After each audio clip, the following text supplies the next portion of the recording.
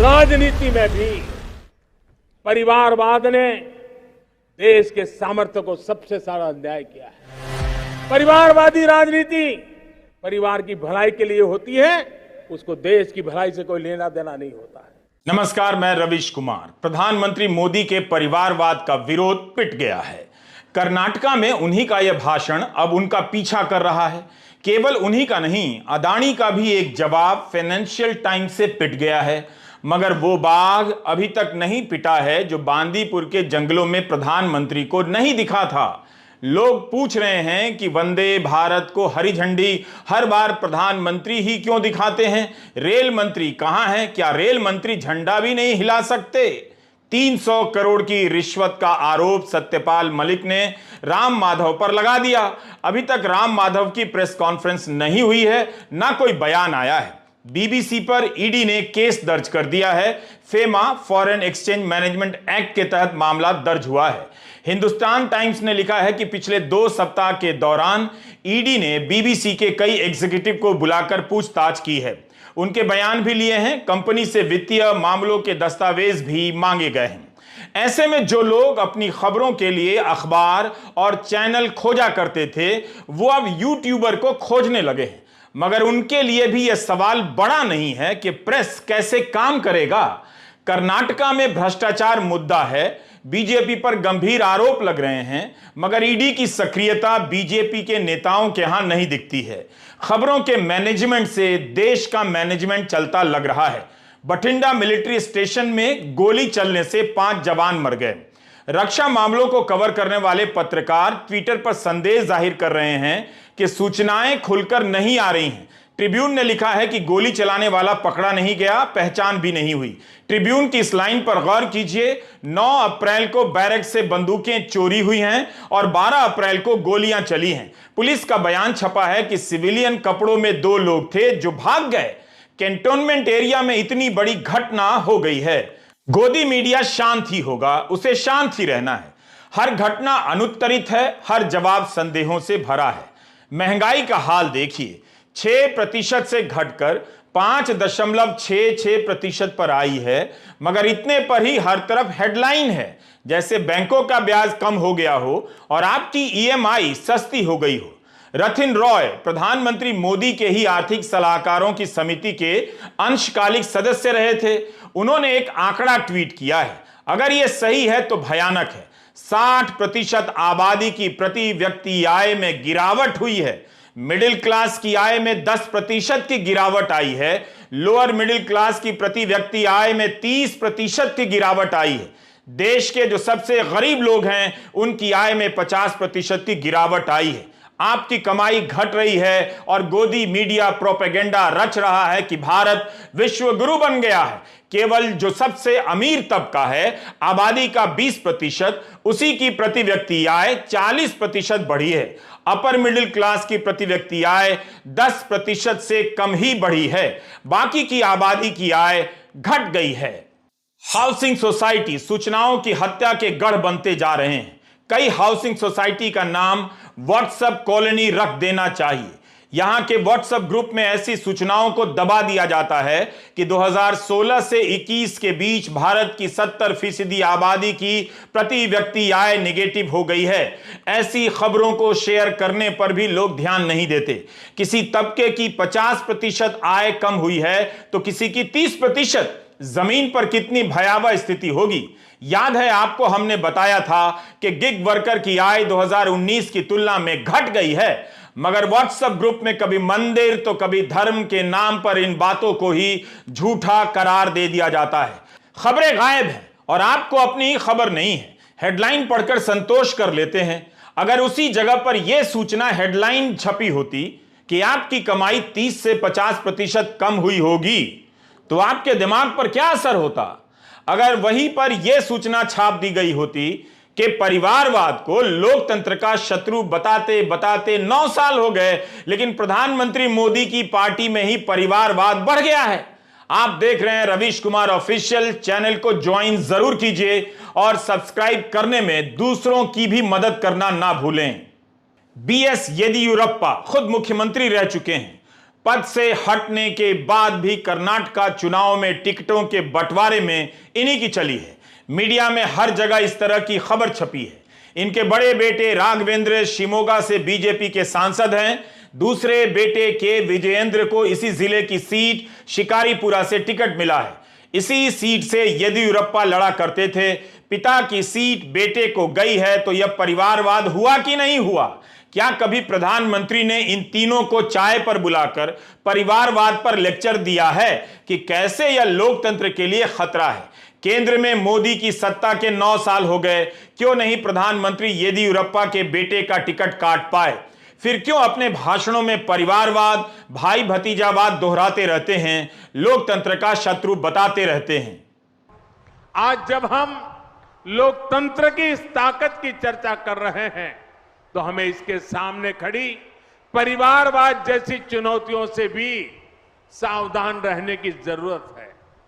ये परिवारवाद ही है जो राजनीति ही नहीं बल्कि हर क्षेत्र में प्रतिभाओं का गला गोंदता है, उन्हें आगे बढ़ने से रोकता है। बात टिकट की नहीं है। हाल ही में दूसरे दलों के नेताओं के 2 बेटों को बीजेपी में शामिल किया गया। केरल कांग्रेस के नेता एके एंटनी के बेटे अनिल एंटनी का बीजेपी में धूमधाम से स्वागत हुआ। केंद्रीय मंत्री पीयूष गोयल ने स्वागत किया। क्या ऐसे हो रही है परिवारवाद के खिलाफ लड़ाई? जालंधर में उपचुनाव के पहले अकाली दल के नेता चरणजीत सिंह अटवाल के बेटे इंदर सिंह अटवाल को बीजेपी में लाया गया। यह सब देखकर बीजेपी के कार्यकर्ता मन ही मन क्या सोचते होंगे? बोल तो पाएंगे नहीं कि भाषण तो परिवारवाद के खिलाफ देते हैं और टिकट परिवारवाद के आधार पर देते हैं। कांग्रेस नेता श्रीवत्स ने बीजेपी के उम्मीदवारों की एक पूरी सूची ट्वीट कर दी है। श्रीवत्स ने लिखा है कि प्रधानमंत्री दावा करते हैं कि बीजेपी में परिवारवाद नहीं है। 1 फैमिली 1 टिकट का दावा पूरा झूठ निकला। इसके बाद श्रीवत्स ने उम्मीदवारों की पूरी सूची ही दे डाली है। कर्नाटक के मौजूदा मुख्यमंत्री बसवराज बोम्मई भी परिवारवाद के प्रतीक हैं। उनके पिता एसआर बोम्मई कर्नाटक के पूर्व मुख्यमंत्री रहे हैं। पिता पुत्र मुख्यमंत्री और भाषण की परिवारवाद एक बीमारी है, तो क्यों नहीं दूर कर पाए प्रधानमंत्री? बेलगावी जिले का यह किस्सा देखकर आप चौंक जाएंगे। इस जिले की पूरी राजनीति जारकीहोली बंधुओं के कब्जे में आ गई लगती है। 2 भाई बीजेपी में हैं और 2 भाई कांग्रेस में। प्रधानमंत्री मोदी इन 2 भाइयों का भी टिकट नहीं काट पाए। बीजेपी ने एक भाई बालचंद्र जारकीहोली को अरभावी सीट से उम्मीदवार बनाया है, तो सबसे बड़े भाई रमेश जारकीहोली को गोकक सीट से टिकट दिया है। रमेश जारकीहोली येदियुरप्पा सरकार में जल संसाधन मंत्री थे, पद से इस्तीफा दे दिया। बालचंद्र जारकीहोली कर्नाटक मिल्क फेडरेशन के अध्यक्ष हैं। इस परिवार के 5वें नंबर के भाई हैं लखन लक्ष्मण राव जारकीहोली। स्वतंत्र एमएलसी हैं, लेकिन मीडिया रिपोर्ट के अनुसार रमेश जारकीहोली ने बीजेपी के आधिकारिक उम्मीदवार के खिलाफ अपने भाई का समर्थन किया। बीजेपी का उम्मीदवार हार गया। रमेश के 2 भाई कांग्रेस में हैं। रमेश के बाद दूसरे नंबर के भाई सतीश जारकीहोली कर्नाटक प्रदेश कांग्रेस के कार्यकारी अध्यक्ष हैं। बेलगावी का पुराना नाम बेलगाम है, गन्ने का क्षेत्र है। इस क्षेत्र के इस धनी परिवार का जिले की राजनीति पर कब्जा सा हो गया लगता है। पर इस एक परिवार से प्रधानमंत्री मोदी नहीं लड़ पाए। कोई नहीं तो कम से कम जारकीहोली बंधु रमेश और बालचंद्र ही हंस रहे होंगे, लोटपोट हो रहे होंगे कि विश्व लेवल के नेता होते हुए भी बेलगाम के असली नेता तो हम ही भाई लोग हैं, हमारा टिकट कौन काट सकता है? तब भी नहीं काट पाए जब इनके समय की जांच एजेंसियों से विपक्षी दल टूट जाते हैं, विपक्षी नेता चुपचाप बीजेपी में आ जाते हैं, ऐसे आरोप विपक्ष के नेता ही लगाते हैं। तब फिर प्रधानमंत्री मोदी जारकीहोली बंधुओं की जगह बीजेपी के किसी कार्यकर्ता को टिकट क्यों नहीं दिला पाए? फिर उनके इस भाषण का क्या मतलब है? कम से कम प्रधानमंत्री बेलगावी जिले को ही परिवारवाद से आजाद करा पाते। परिवार के कब्जे वाली पार्टियां, फैमिली रन पार्टियों के बीच भाजपा ऐसा राजनीतिक दल है जो युवाओं को आगे आने के लिए बहुत अवसर देता है, खुला मैदान देता है। बातें करना और उन बातों के लिए लड़ना 2 अलग अलग चीजें होती हैं। प्रधानमंत्री इन सवालों का जवाब देते तो यह भी पूछ लिया जाता उनसे कि कर्नाटका के ब्राह्मण संघ ने कहा है कि ब्राह्मणों को, ब्राह्मण उम्मीदवारों को ही वोट देना चाहिए, इस पर उनकी क्या राय है। यह पोस्टर ध्यान से देखिएगा। कर्नाटका ब्राह्मण डेवलपमेंट बोर्ड के चेयरमैन ने 12 ब्राह्मण उम्मीदवारों को टिकट देने के लिए बीजेपी नेतृत्व का शुक्रिया अदा किया है। क्या आप जानते हैं कि यह बोर्ड सरकारी है? फिर यह लेक्चर नेताओं से आप कैसे सुन लेते हैं कि उनका जात पात में यकीन नहीं है। सोशल मीडिया में एक और पोस्टर घूम रहा है। अखिल कर्नाटका ब्राह्मण महासभा बीजेपी और कांग्रेस के ब्राह्मण उम्मीदवारों को बधाई दे रहा है।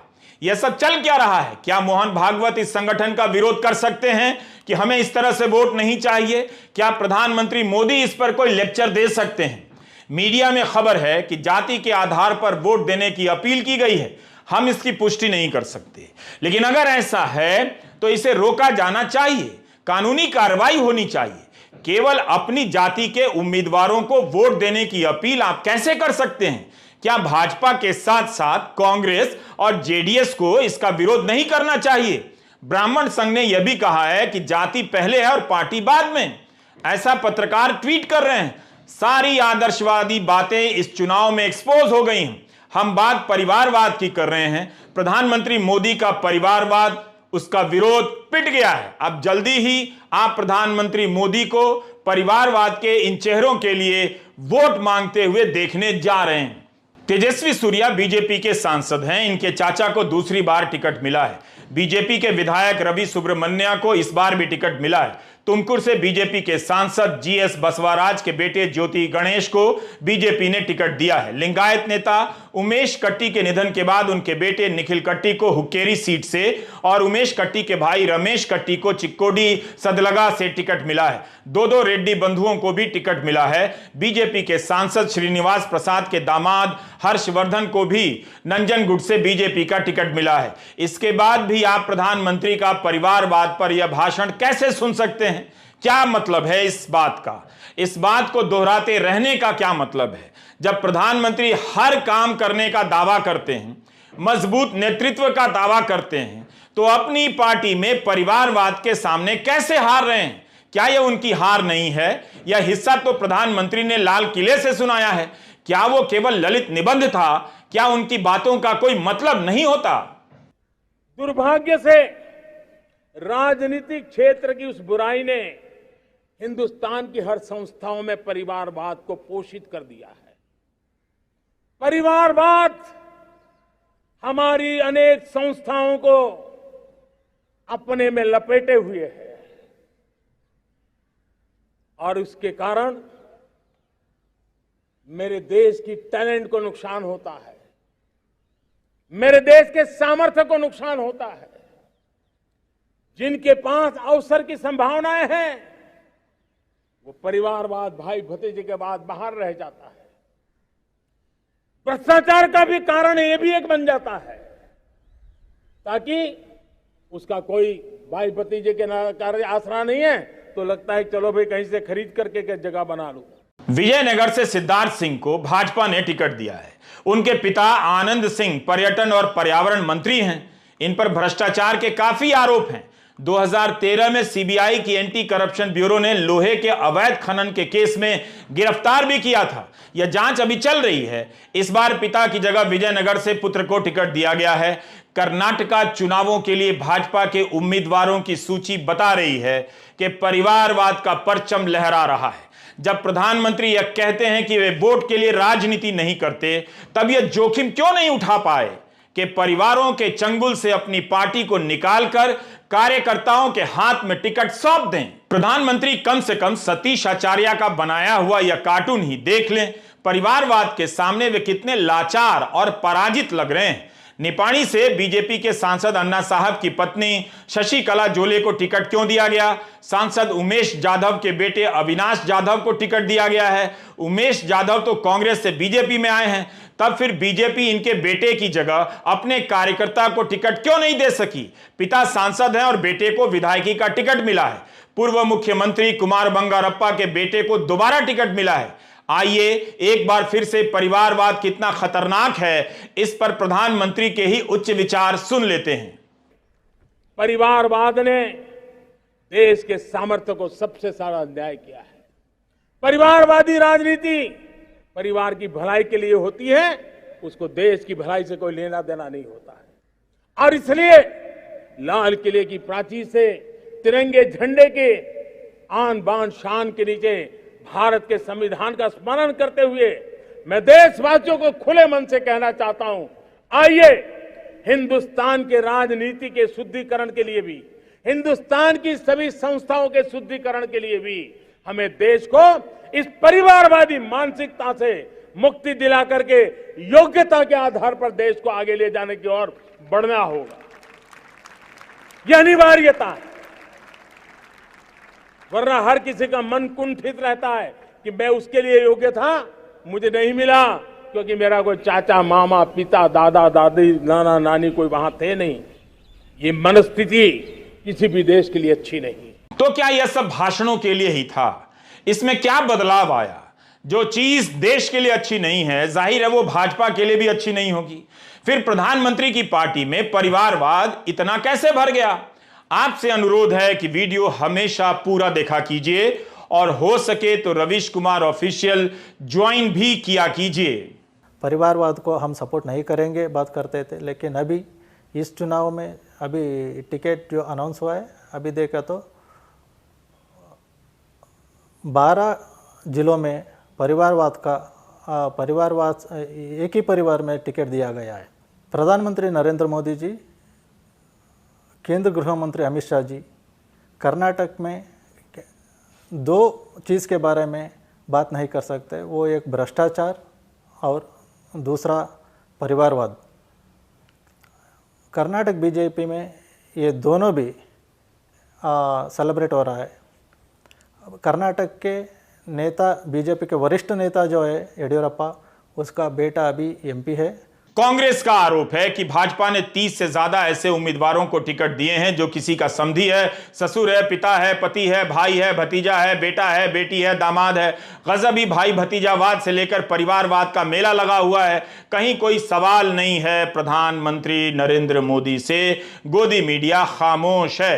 Today we had come out with a very big expose, and I will say the Bharatiya Janata Party will not have any answer to this.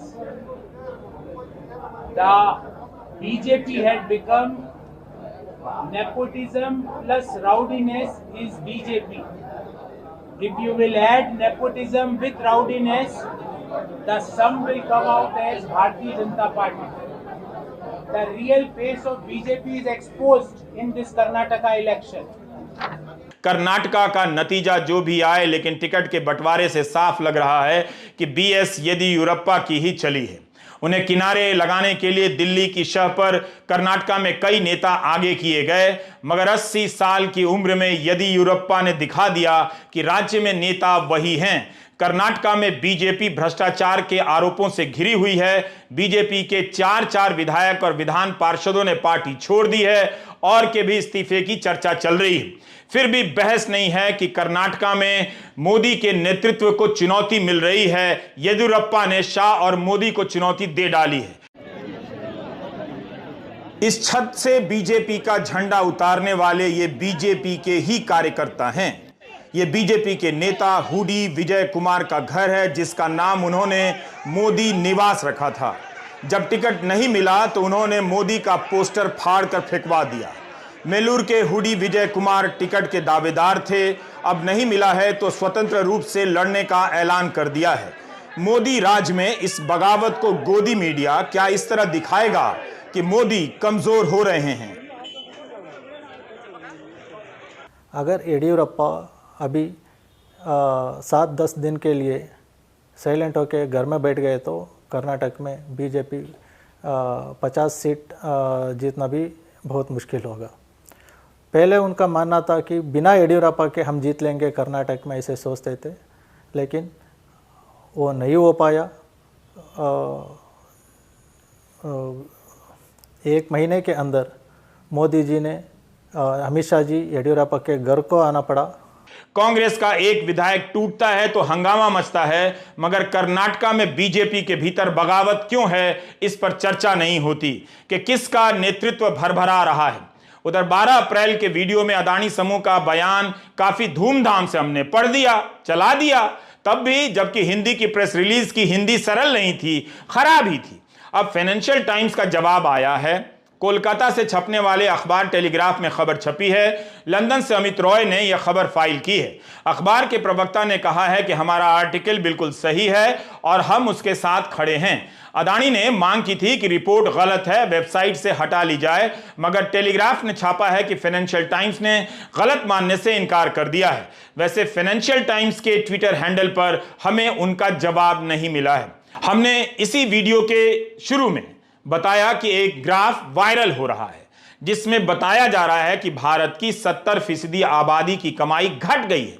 2016 से 21 के बीच निम्न मध्यम वर्ग की प्रति व्यक्ति आय 30% घटी है और गरीब तबके की 50% प्रति व्यक्ति आय घटी है।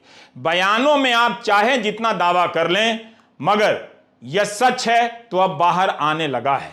जिन अखबारों में यह खबर कभी हेडलाइन नहीं बनेगी भी तो उस तरह से नहीं चीखेगी जैसे महंगाई में मामूली कमी की हेडलाइन चीख रही है। उन्हीं अखबारों में आज एक विज्ञापन आया है। आज के टाइम्स ऑफ इंडिया में यह विज्ञापन छपा है। नीचे the Hindu, the telegraph, the times of India और हिंदुस्तान टाइम्स के नाम है। इसमें लिखा है कि केवल 1% भारतीय के पास भारत की कुल आमदनी का 22% हिस्सा पहुंचता है। हवाई जहाज में जो लोग उड़ते हैं उसका 45% हिस्सा इसी 1% से आता है। 8% भारतीयोयों के घर में अपनी कार है। यूपीआई के जरिए पैसे की लेन देन का 44% हिस्सा केवल 6.5% ग्राहकों का होता है, यानी ये तो बहुत कम है। 7.4% शहरी भारतीय ही अंग्रेजी अखबार पढ़ते हैं। यह संख्या तो और भी भयानक है। यह हमारी अमीरी की पोल खोल देती है और गरीबी की भी। 4 अखबारों का यह सम्मिलित विज्ञापन क्या इस ग्राफ की पुष्टि नहीं कर रहा है कि गरीब लोगों की कमाई 50% कम हो गई होगी, लोअर मिडिल क्लास की कमाई 30% घट गई होगी, जो ऊपर की आबादी है उसके 20% हिस्से की प्रति व्यक्ति आय 40% बढ़ी है। इसी छोटे से प्रतिशत को लुभाने के लिए यह विज्ञापन निकाला गया होगा। पता चलता है कि मिडिल क्लास का मिडिल स्टंप उखड़ चुका है। अगर धर्म की राजनीति के नाम पर जुनून ना पैदा किया जाए तो इस मिडिल क्लास का अपना राजनीतिक चेहरा हल्की सी हवा के झोंके से बेपर्दा हो जाएगा। मिडिल क्लास की नियति अब पटरी से उतर चुकी है। व्हाट्सएप में जो आएगा अब तो वही दोहराएगा, मिट्टी में मिल जाएगा मगर वही दोहराएगा। नमस्कार, मैं रवीश कुमार।